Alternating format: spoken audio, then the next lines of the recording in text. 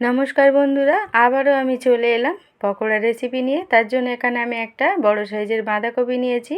বাঁধাকপিটা সুন্দরভাবে আমি ঝিরিঝিরি করে কেটে নিয়েছি। তারপরে ভালোভাবে ধুয়ে একটা পাত্রে আমি রেখে আমি এখানে বাঁধাকপির মধ্যে লবণ মাখিয়ে দেব।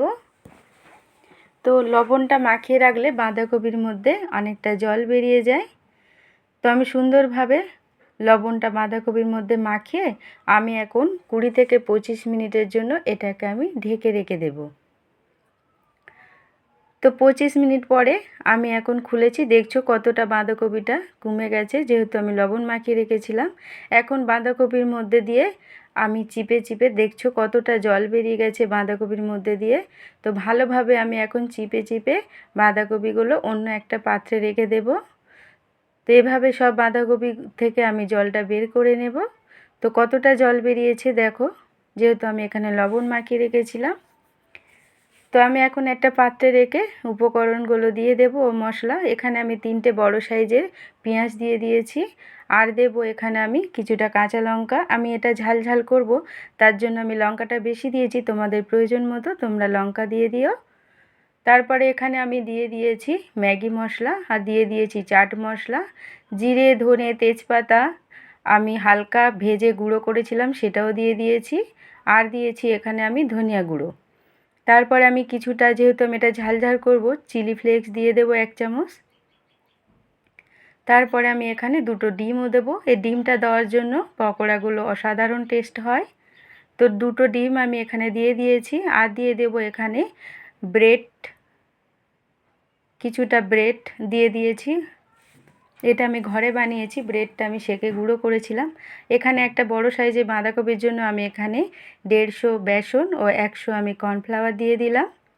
তো আমি এখানে হাফ চামচ ময়দা দিয়েছি, হাফ চামচেরও কম, যেহেতু আমি লবণ মাখিয়ে রেখেছিলাম বাঁধাকপির মধ্যে। তো এখানে আমি লবণটা কিন্তু অল্প দিয়েছি, তোমরা একটু দেখে দিও।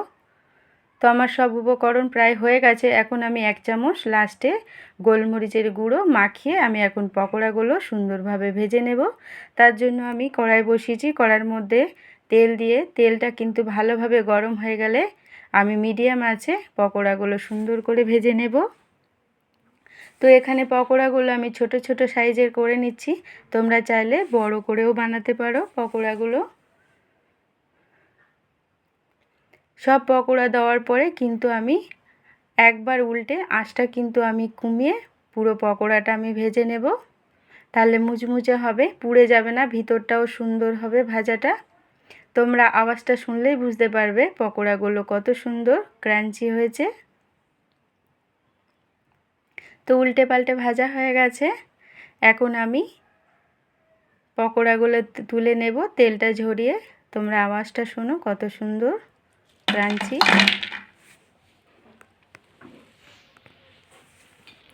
আবারও আমি একইভাবে পকোড়াগুলো ভেজে নেব। তো আমার এই ভিডিওটা যদি ভালো লাগে বন্ধুরা, লাইক কমেন্ট শেয়ার করে দিও।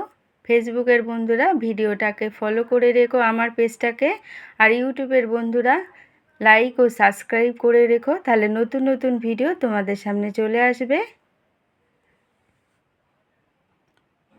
তো কেমন হয়েছে বন্ধুরা, টাটা, আবারও আসবো নতুন ভিডিও নিয়ে।